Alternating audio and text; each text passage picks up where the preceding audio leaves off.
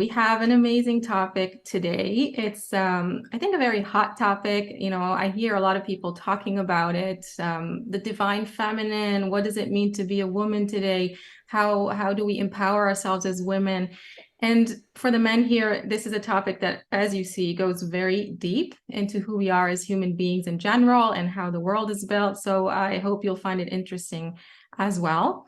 So we're gonna delve into this mystery that is women and why women are so important in the world today, why they're becoming more influential in the world today. We're really gonna go behind the scenes. I had a lot of fun creating this because I discovered how deep it is, and I'm sure you guys will find it interesting as well. So I'm going to share my slides and we'll get right to it. Okay, here we go. And like I said before, I'll try to see what you guys are saying on the YouTube chat there. I can't promise, but I'll try. So write your questions and I'm sure they'll be collected and we'll have a chance to answer them as we go along or at the end. All right, so what is the future of female leadership? Okay, so this is a hot topic. It's also a sensitive topic. There's a lot of emotion around it and a lot of sensitivity around it. Because as women, we've had a very interesting and historical kind of process or background that women have gone throughout the thousands of years, the generations, that I feel is not just challenging, but was also very mysterious. So I want us to take a look at this process together, and you'll see we're going to go really deep behind the scenes and really understand it. So women, we know, historically have had an experience of being dominated by men. Historically, women were paternalized, even objectified. They were usually kept under the control of their fathers, then their husbands, without rights to vote or to own things. Often they weren't even allowed to have an education. And even today, in agricultural, pre-industrial, or religious societies, women are generally regarded as responsible for preparation of food, taking care of the children, and they have very few possibilities to be independent outside of their families. And then we know that this status changed not very long ago, around the mid-1900s. In 1848, the first Women's Rights Convention was organized by women in New York. There were 300 attendees there, and they signed the Declaration of Sentiments, which sparked decades of activism, eventually leading to the passage of the 19th Amendment, finally granting women the right to vote. Okay, so you guys have probably heard all this history, and I think we feel the repercussions of this feminist movement till today. It's really begun a revolution that maybe we don't fully understand the implications of, the depth of, but it really was a very big revolution in human history. Actually, it was around the world wars that women got an opportunity to become more involved in the workforce because men were at war. And so history kind of made space for women in the past couple of hundred years to come to the forefront of our societies, to become more involved, more free, more independent, and so on. And so today, if we take a look at where we are, we can see how far we've really come. So I've got some pictures here of leaders from all over the world, women leaders who are very well known. Women are doctors, women are lawyers, women are judges, and of course they're leading countries or prime ministers. They're taking up roles that are very, very important in our world. I'll give you just a few statistics that I found. You can easily find them online. So today, women represent 54% of the US workforce. As of 2020, 35% of top management positions are held by women. Women represent 50% of medical students, and in general, women are more educated than men today. They are awarded 60% of all the graduate degrees in the US. And here's what's interesting, that research is finding that women are actually making better leaders and better managers in our connected world, in the world today. So I want us to ask this question of why. Why is it that women have historically been so oppressed they were kept in the background? And why are they becoming more and more prominent today, only to show the world that they're actually the man for the job? Why is this happening? I want us to really unravel this mystery. What is driving this process? Who are we as women, and what are we destined to become? Now, one of the reasons this is interesting for us to ask is because I think there are still question marks around this for us women. I think there's still a search for who we are. A lot of women, as they become, career women, they become very busy in their lives, they find that it's very stressful. They find that it's hard to juggle both the life of a mother at home and a career. And so I don't think, and I think many people will agree with me, that women feel that they've come to the pinnacle of their self-fulfillment. There are still a lot of questions around it. And especially since the past couple of years and COVID and all the changes that have been happening for many people around work, around our lifestyles, around wanting to maybe go back to nature a little bit, find our being, not just be in that doing mode all the time. People are asking about questions about how much do we really need to work and what is the right way for us to live. So I think women have been having this experience of maybe going back to something that is more natural to them, an experience that is more connected to their femininity, to their motherhood, to the family life. And there's really still this search for what it means to be a fulfilled woman, an empowered woman. What does that look like? Let me see. Oh, and also, if you're in the spiritual space, you've probably heard all these words being thrown around, like divine feminine, connecting to the divine feminine within me, or maybe the universal womb, and all kinds of things. You guys can let us know in the chat if you've heard these terms and if you've ever wanted to know what they actually mean, and how to connect to that true, deeper feminine power within you, and to really live your life in a way that is really, truly aligned to who you are and who you're meant to be, to tap into your true power. So that is why we're here today. We're here to answer these questions, to unravel this mystery from the perspective of the wisdom of Kabbalah. So let me see if I can see some comments here, see what you guys are saying. Yes, okay, a lot of hellos. Okay, keep them coming. All right, so let's unravel the mystery. Let's go behind the scenes as the wisdom of Kabbalah explains the world, the universe to us, and get some answers about why women have been treated this way, what's going on, what is this process, where it's leading us, and what do we really need to know? Okay, so some of you might be familiar with this, but Kabbalah teaches us that we live in a world that seems material, but really it's a world of forces, right? It's a world of energy. And really, behind the scenes in nature, there are only two forces. From the smallest particle to magnetic fields to rocks and plants, animals and people, there are always two opposite forces operating behind the scenes.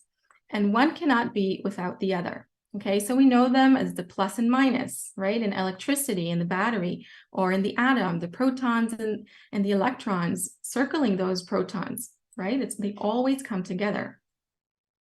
We know them from nature as plus and minus, day and night, hot and cold, the ebb and flow of the ocean, the North and South poles, and of course, male and female, which is why we're here today.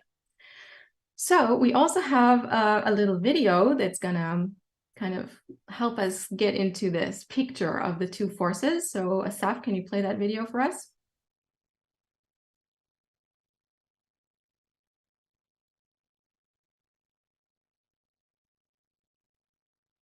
Yes, it's a really great video from Asaf. There is none that does not obey the iron law of gradual evolution resulting from the collision of these two forces with one another. One, a positive force, meaning constructive, and two, a negative force, meaning negative and destructive. They create and complement the entire reality, in general and particular, through their harsh and perpetual war with one another until they reach their ultimate perfection. So two opposite forces running through all of reality from the micro to the macro. They may appear as plus and minus, protons and electrons, attraction and rejection, male and female, contraction and expansion, inhale and exhale. They can take the shape of physical forces, chemical reactions, biological processes, or even psychological discernments.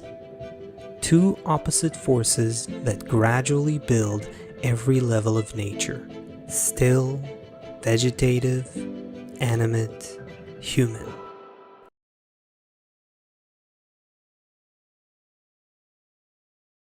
All right.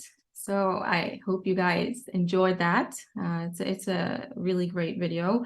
And as you can see from there, really, nature is amazing. These two forces are everywhere. They're always behind the scenes. So I saw in the chat that somebody already solved the mystery for us and told us it's all because of the men, right? The status of women is all because of the men.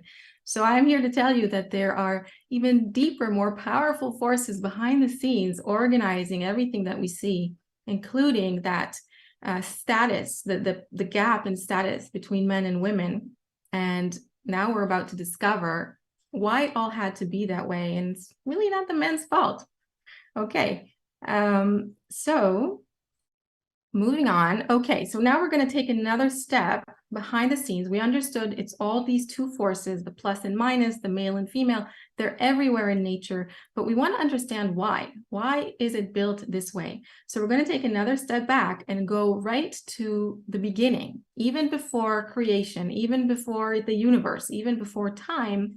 Kabbalists tell us that there was only one force. To begin with, there was just this one force of giving. It's actually the masculine force. It's called the force of giving, the force of love, the light, the creator. This is what Kabbalists tell us that existed before everything began, right? Everything was full of this light.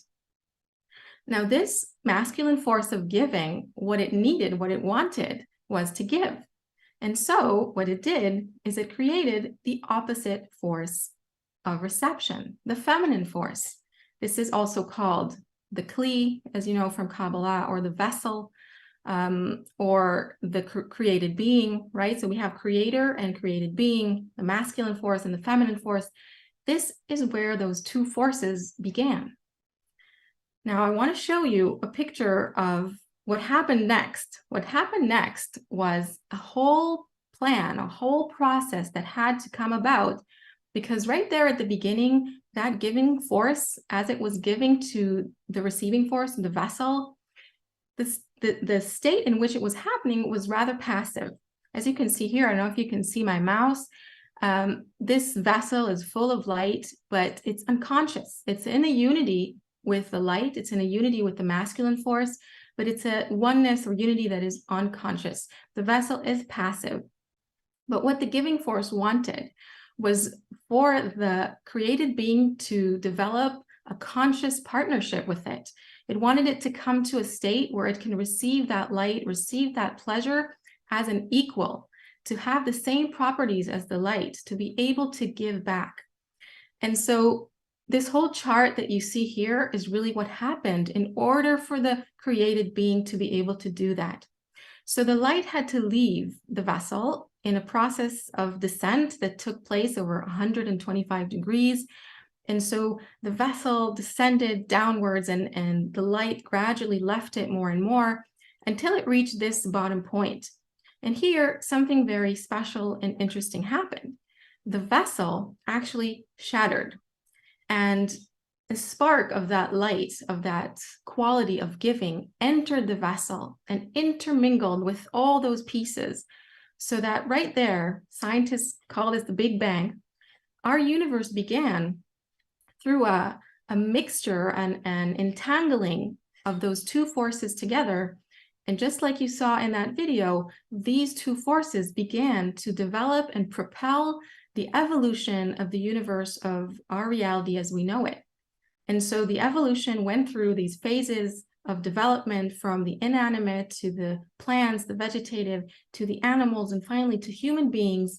constantly developing that created being, that it's a desire to receive, that force of reception, so that eventually it would come to this point right here, which is actually where we all are at right about now, where questions would begin to arise, a consciousness would begin to spark and awaken within that vessel, within that desire to receive, that will allow the created being to rise back up to a partnership, to a connection with the masculine giving force, only this time it would do so consciously, willingly, through its own effort. And then, like we said in the beginning, it would have that relationship with the light. The feminine and the masculine would unite consciously in a connection that is far more developed and rich and full of love and perception and ability to connect, that is much, much more enjoyable than it was in the beginning, when it was very, very passive. Okay, so here we really see what is happening behind the scenes, why there are these two forces everywhere we look in nature, and how there is actually a process that is taking place and leading us to this higher level of being, where we're full of light, full of joy, connected in oneness with our Creator. Now, what does that have to do with women and men? I'm going to get to that in a moment, but first, I want to talk a little bit more about what these two forces are really about. What is their essence? Okay, let me see if you guys have any questions right now. Yeah, okay, we'll get back to those. So let's talk a little bit about the essence of these two forces. So I chose a picture here, as you can identify, of an egg and the sperm. Okay, this is the male and female forces, or the masculine and feminine forces as they play out in the biological level, right? In animals and human beings, when we procreate, the feminine is the egg and the masculine is the sperm. Now, what you can see here is that the feminine force is actually at the center, right? And the essence of the feminine is that it gives birth. It develops everything. The sperm enters the egg, and the egg takes that information and develops that into a baby and gives birth to a whole new creation. Now, in Kabbalah, this feminine force is called the Malchut, okay? And we see that everywhere in nature. We see it in the earth, that fertile soil that we call mother, right? We call it Mother Nature for a reason, because it gives birth, because it gives life to everything around it. So nature mostly is feminine. Nature is mostly that motherly force. And the masculine force, like that sperm, is really a force that mostly assists and supports and surrounds the feminine force as it evolves, and really does the central thing, the central act of evolution, of development, which is to take that information and develop and grow and give birth to new levels and new situations and new levels of life. So just to summarize, the feminine force is right at the center of creation, and the masculine is supporting it, surrounding it, helping it grow and develop. Now, let's say a few words about what that looks like in human beings, right? Here's a picture of a man and woman, and you can see I put the earth there in the womb of the woman and the light in the man.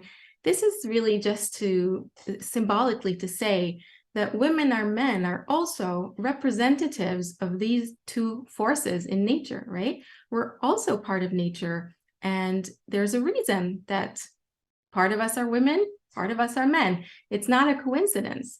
It's part of how nature is built, how our universe is built. And so men and women, we represent these two forces of nature. Now, the womb of nature, right, that motherly force of nature is represented in a woman's womb. And every woman really is a representative of that mother, the mother nature.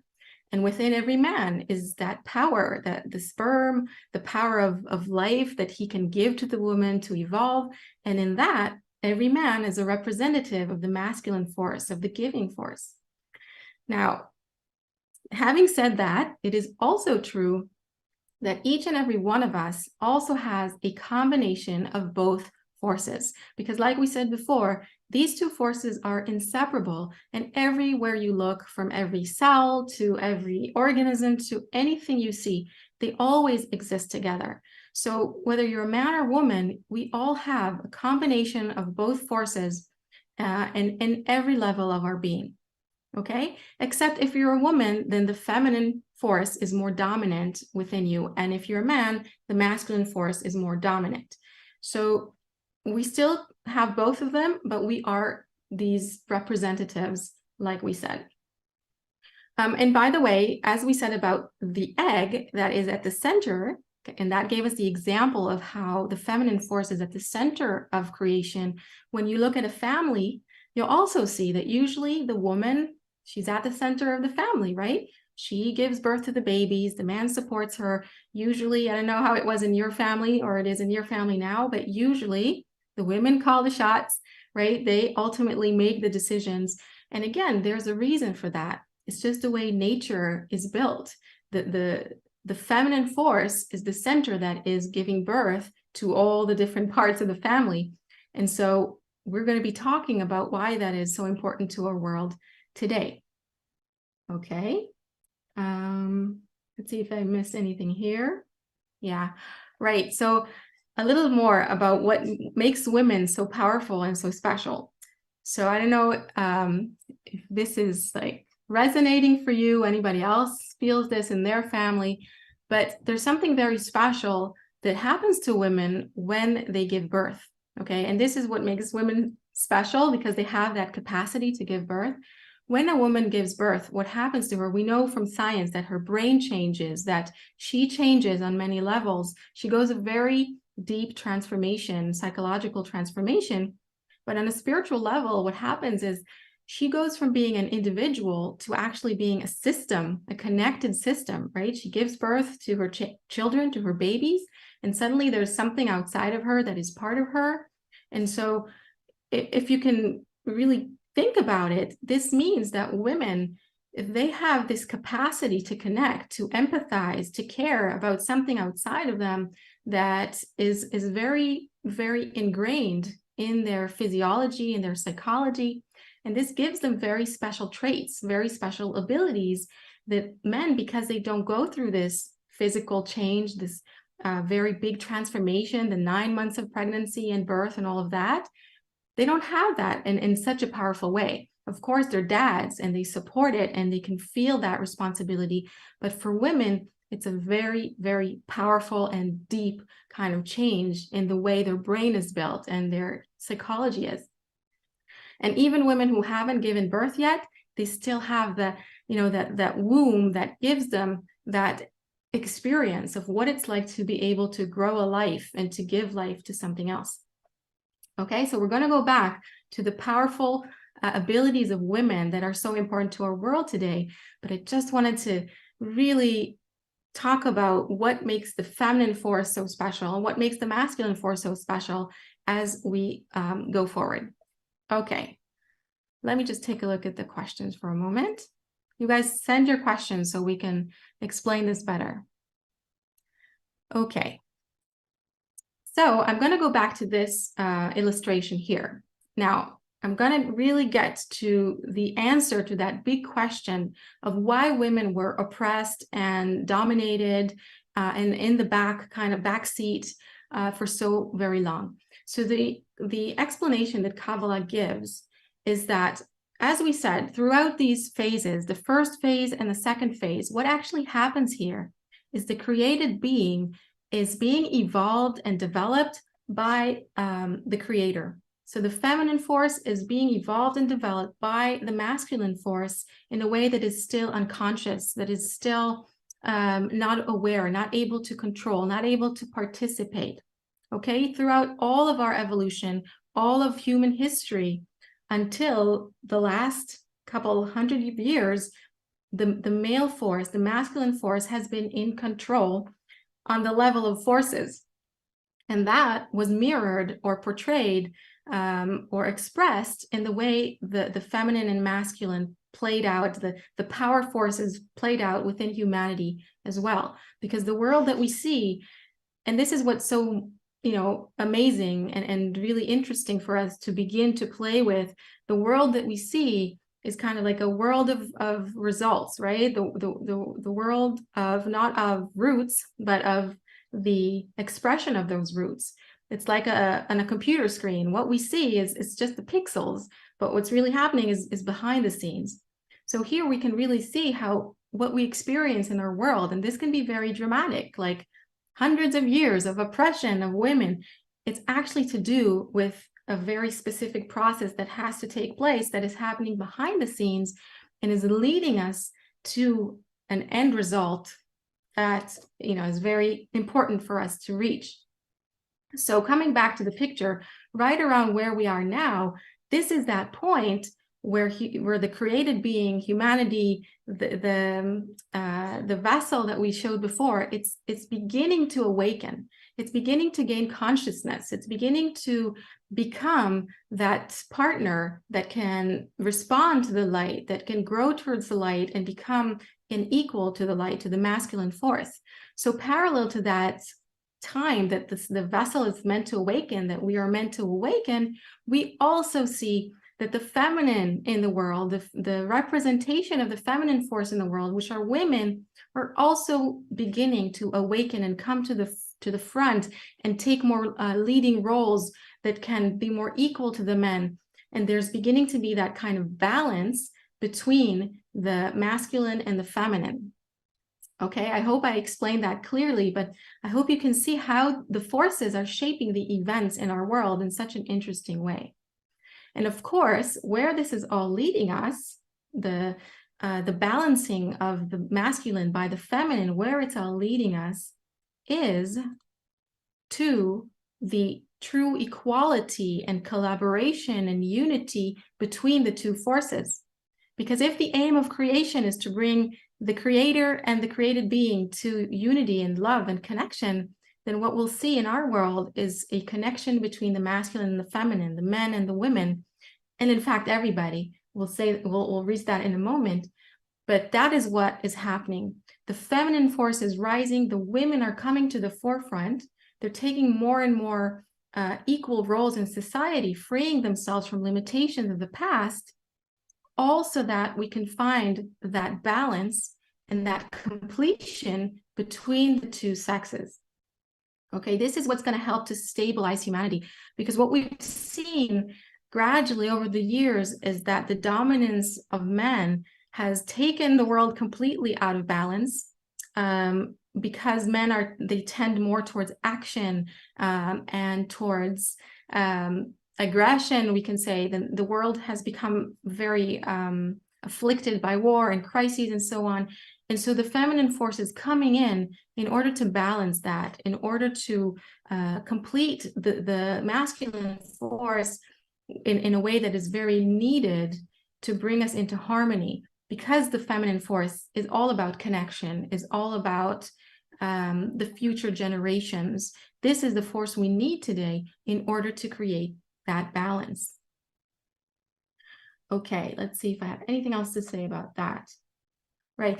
So also important to know is that we're still in this process, right? Nature is evolving us, it's developing us, and we don't exactly know how it's going to look or how it's going to play. We need to let nature show us the way. But what will definitely happen is we're going to be seeing more and more women come to the front and receive leading roles.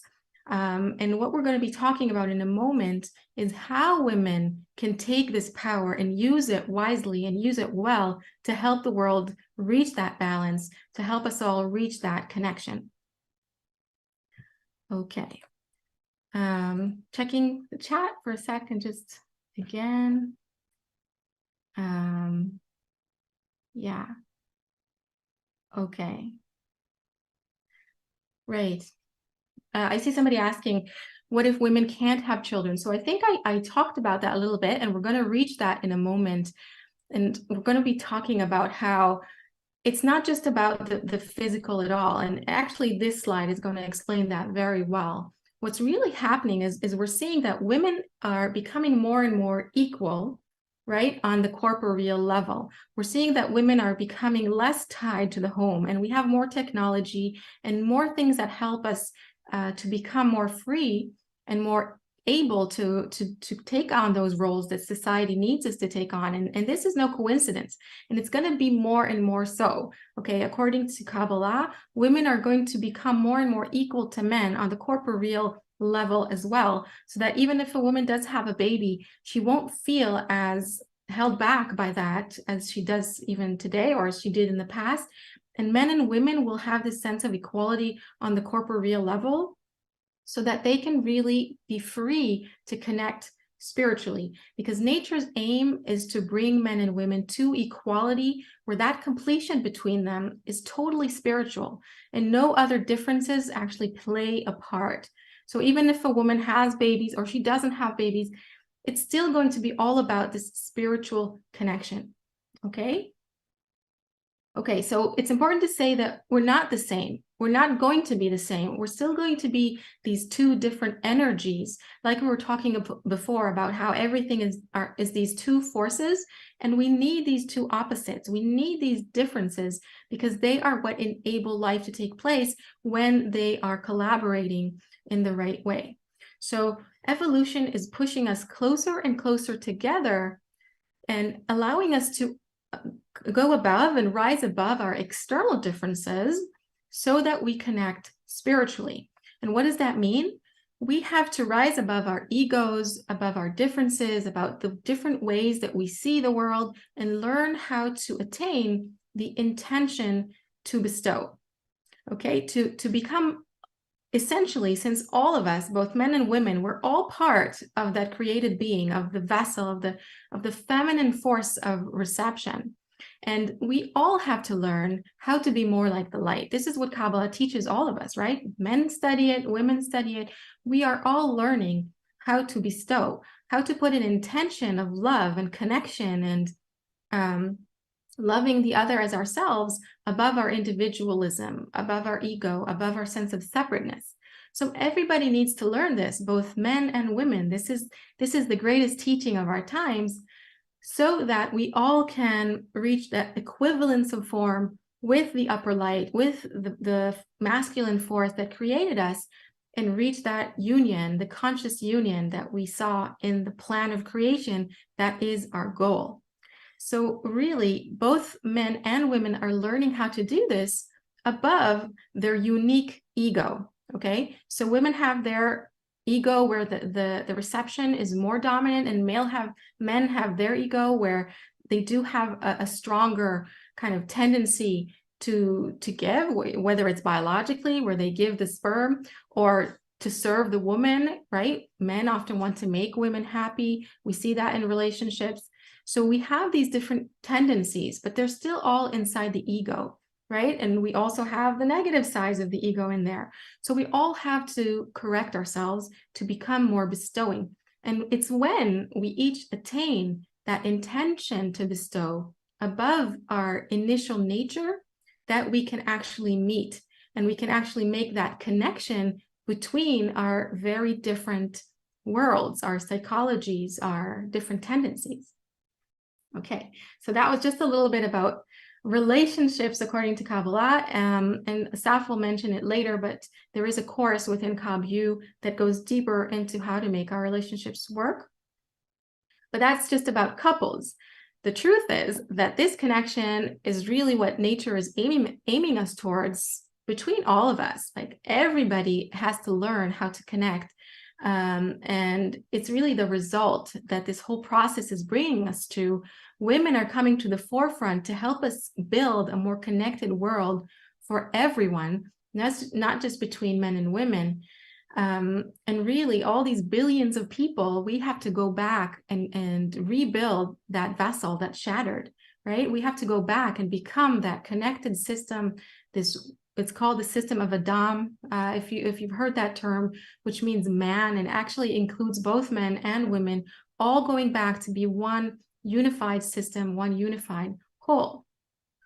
And then in this state, which is where we're headed, there is no imbalance. There is no one force that is dominating the other.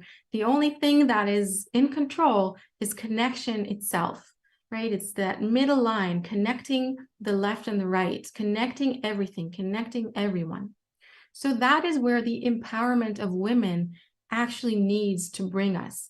So often we hear and see in feminist organizations and movements this desire to compete against men, to win, right? To be stronger, to take what's ours, and so on. And that is so opposite to what Kabbalah, to what we understand that nature wants from women. It wants women not to compete with men, but to complete men and to help men and the whole world to come into this balance and to learn how to live as one family. Whereas we know from our personal families, women have a very important role. And if women don't take the stage, and if women don't take their role in the play of things, then things won't work out as well as they could, as well as they need to. So it's important for women to come forward. It's important for women to take their role and to connect to that power within them, the power of mother. And let's talk about what that is actually.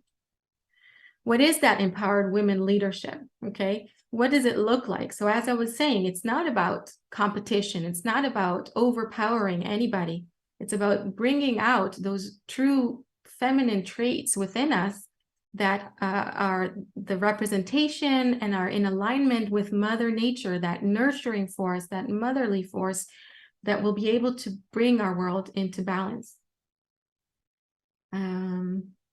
Yeah, so if women become more and more involved in leading the world and shaping the way things play out in the world, what we'll see is that birth of humanity into higher levels of consciousness will happen in a much smoother way. When men are at the helm, we have much bigger danger of crises, of war, of things happening in a destructive and very sharp kind of unpleasant way. And the more women can come in, the softer, more pleasant, more smoothly things will happen and evolve. So let's talk a little bit about why that is. And this is just some research that I brought here for you. Again, very easy to find on the internet. A little bit about what it is that women possess that is so important for our world today from a very corporeal perspective. So women have a very big focus on relationships. They see this in studies on organizations and leadership in organizations. Women tend to focus more on building meaningful relationships. They're based on trust and mutual respect. They listen more, they empathize, they put people first, much more than men do. And in general, they create a more positive environment for employees, for people to thrive in. Okay, so these are just the traits that women instinctively, intuitively bring into their work when they are allowing themselves to tap into their feminine inner abilities, and they're not trying to be men, right? They're not trying to be, and sometimes women become masculinized when they take on managing or leadership roles. But the research is actually telling us why they don't need to and why they shouldn't. And it's telling us that women make better leaders using their feminine traits. So they focus on relationships. They also drive engagement. Engagement, if you're into organizational science, is a very important thing, especially today when so many people are leaving their jobs because they don't feel engaged, they don't feel passionate.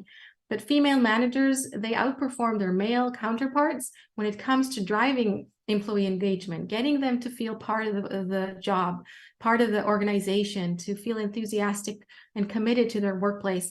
And we know how much that has to do with creating that environment where you feel like you belong.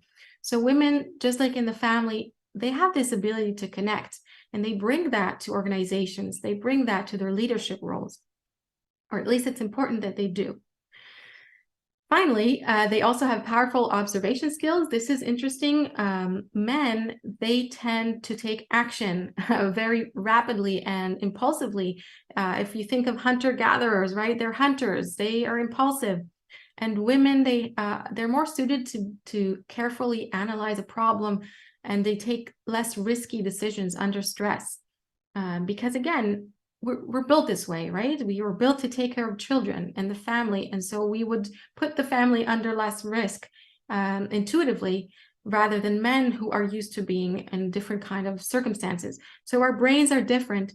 And this kind of shows why women are important to balance and soften and make sure our world heads in more smooth and easy and safe directions.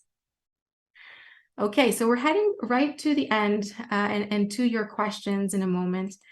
So just kind of to summarize, we are here as women to build the connected world. This is our job today. Our job today is to join forces with each other, with other women and with men, and to build the connected world. We feel it in all the changes happening in COVID and the climate crisis and all these crises that are showing us how connected we are, how globalized we've become. We need to match this external interdependence with that shift in the way we treat each other and the way we think about ourselves, and stopping the competition, stopping the aggressive kind of behavior humanity has been on for so long, and to change it to a more feminine, connected, collaborative approach. And so women, because we have these traits internally, we have to do that. We have to be the leaders in this act of building the new world. And it is a new world that is wanting to be birthed, not just externally, but also internally, right? That higher level of consciousness that wants to be born in our world. There's a lot to say here, actually, about the changes happening in our world, about how careers are going to change and automation is going to change that, and all the things that are happening that are pushing our world to a very different place, very different from the one that we knew before. But in general, we will see, like I said before, that nature will enable women to feel more equal and will enable women to take more and more leadership roles. And it's going to be the challenge and responsibility of women to really make the most of these opportunities. And to just kind of finalize this talk, I'm going to say what I mean by that we have to understand that to be an empowered woman, and I hope you have the answers to this question by now at the end of this talk, is really to bring connection to the world. We have to remember our true power. I see this question being asked a lot in the internet. People are really asking this: how to tap into my feminine power? Is it to be like a more sexualized woman, or is it to be more successful and have like power to do whatever I want? So I hope you understood from what I was trying to show today is that the true power that we have as women is to understand that force of mother, of connection, of nurturing, of seeing the world as one thing, of as one family that needs our direction and needs our influence, our nurturing, to see that that is our true power and that we have that power. The more that we can connect as women and men and make this happen together, the more we will succeed and find the happiness and the fulfillment that we are truly seeking as women and men. So I'll leave you with that. I hope you feel more empowered and more hopeful about the future of our world and the future for women. And now we have time for your questions. Okay, so I'm gonna mute myself and give it to Asaf. Okay.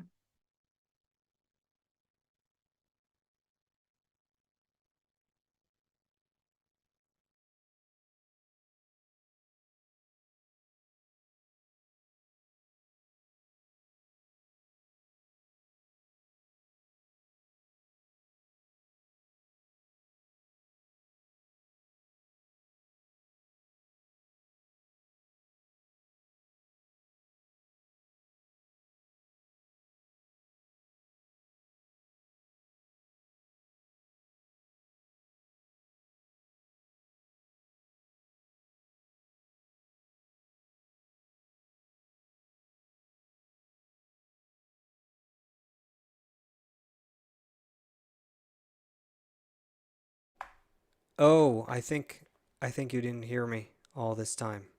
Can you hear me now?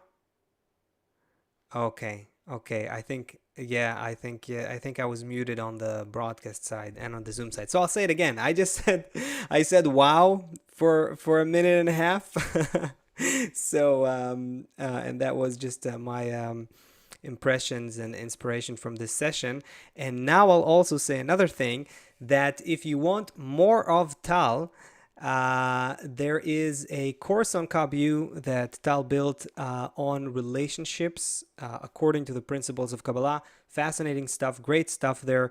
A lot of tips and interesting ideas about relationship based on the wisdom of Kabbalah. So you can check that out. There's a link in the description. I'm sure Linda and the people who are taking care of the chat will post one in the chat as well. So you can go ahead and check that out. You can enter the course and try it out together with a free trial to all of Kabu. So you can use that link and it'll take you to check out all the details. So yeah, you want to look at some questions, Tal? Yes, yes, I do. Okay, Let me do so that. go ahead. Just um, pick something. Let's see Okay. if we can manage to answer some questions in the time we have left. I saw something that you know what, you take a look. I'll tell you what I saw that was really Yeah. I was happy to see. I saw it on the chat. I can't remember who was that. Maybe Yetzi, um, but or maybe no, sorry, Lerato Malimba. I hope I'm pronouncing your names correctly.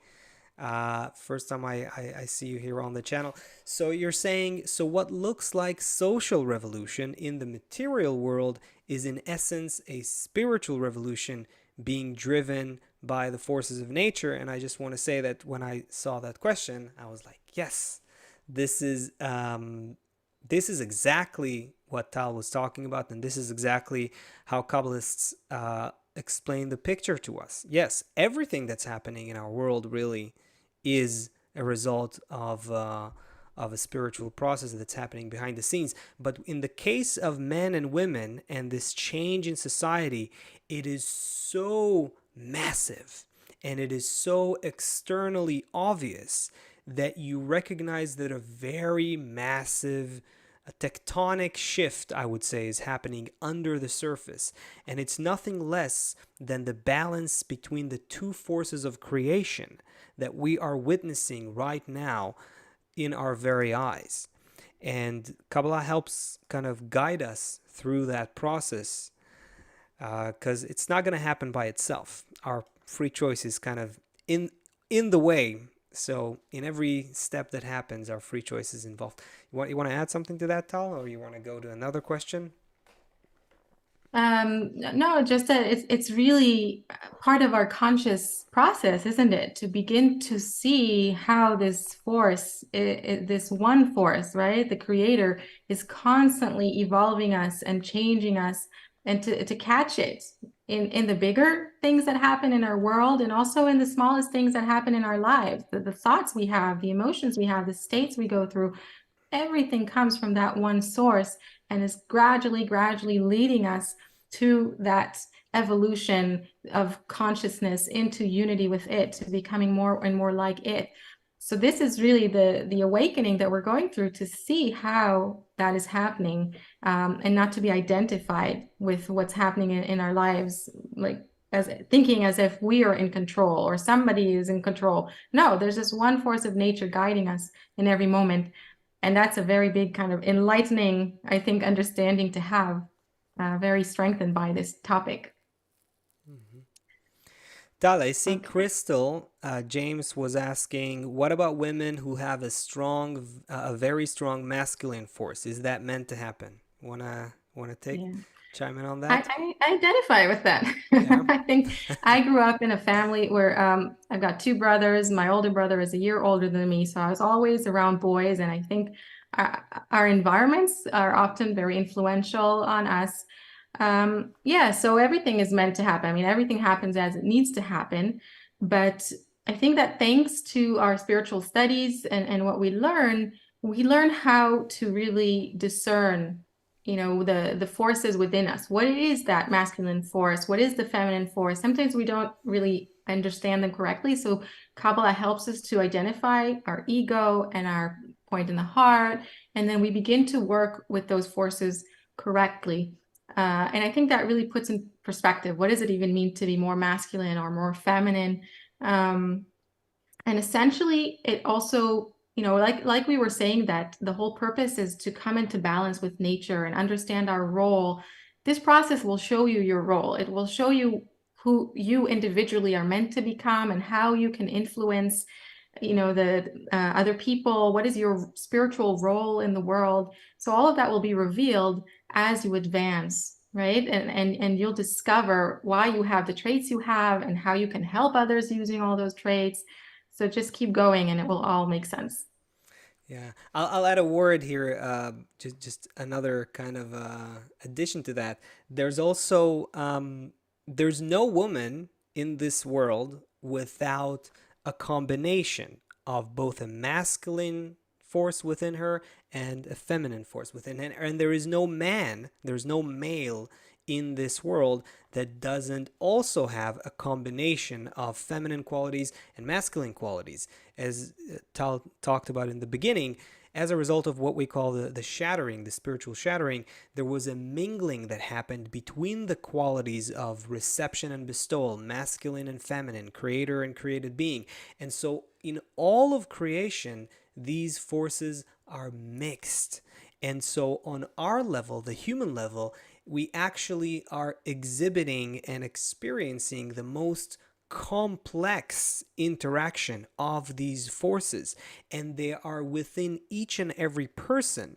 So even though a female in our world has typically more dominant feminine qualities, she'll always have masculine qualities, and the other way around. And so, as Tal said, we have to what happens naturally on the spiritual path is that you sort of better understand yourself. You better understand yourself and get to sort of notice that you have this kind of quality and that kind of quality, and even learn how you can use both in the right way. So, Crystal, it's perfectly normal, and it stems from the nature of creation. I see something here maybe we can answer. Go for it. Um, Hot by Emeralds is asking how to go beyond or above the ingrained disconnection and distrust women experience with each other. In today's world, it has lessened, but it still exists in the collective ego of human life. Yeah, so I think that's a good question because it's exactly where we want to go, right? Like we were saying in this talk, we have an initial nature. Our initial nature is egoistic. It's separate. We were given this. It's nothing to be ashamed of. We don't feel like we're connected. We don't maybe want to connect. And it's natural for women, by the way, to feel that way. But as we go through this study and we have an environment to influence us and the sources to influence us, we draw what's called a light that reforms, which is really what is pulling us to our next levels of evolution. And then we will find that we receive from nature the ability to rise above our ego and to feel more love and to feel more connection. So we just need to want that, to make an effort to include ourselves in an environment that wants that, and is reading and going through these materials, and then nature will change us. That's exactly why we're here. It's what we're here to do. And then this is a really good point, actually, that this is what's going to enable women to become those right leaders for our world.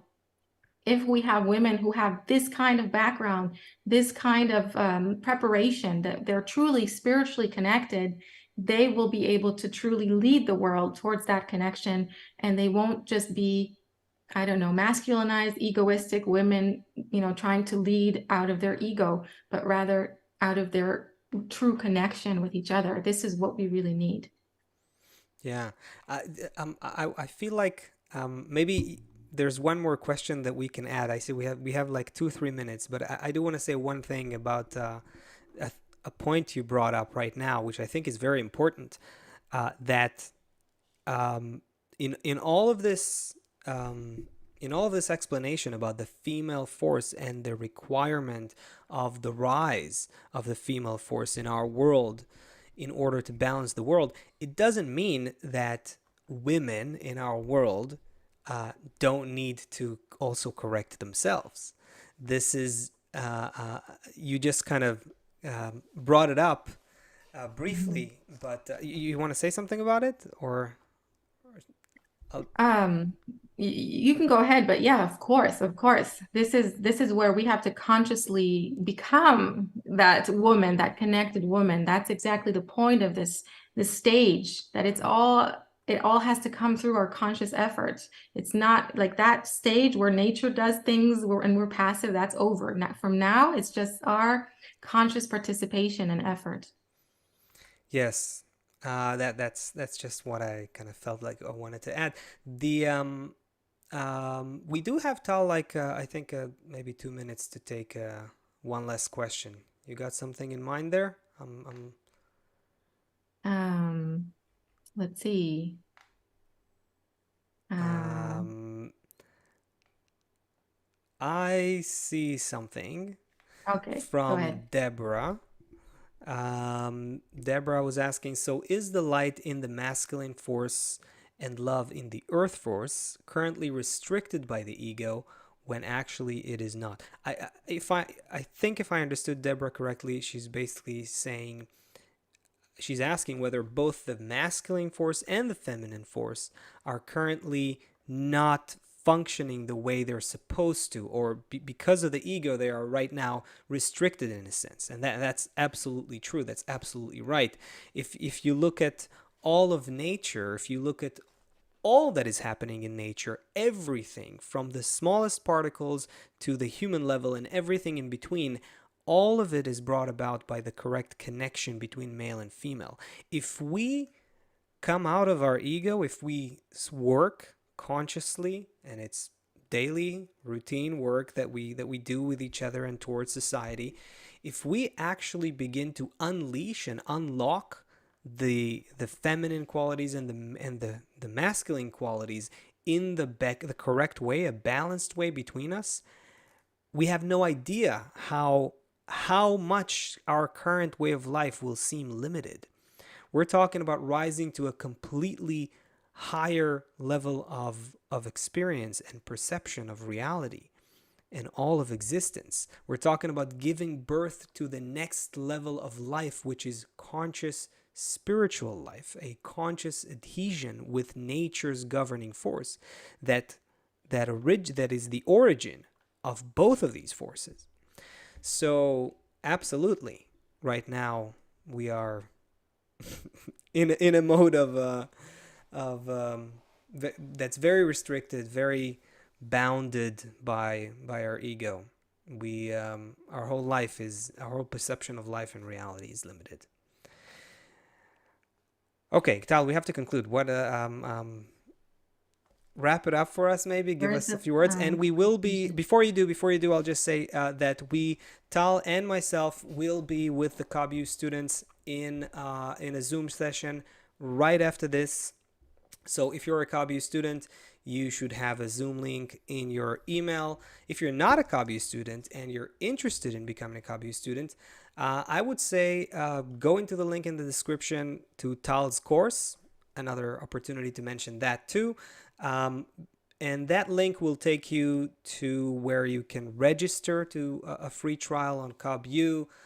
So you can check out all of CobbU and see if that works for you. And you can check out Tal's course on relationships as well.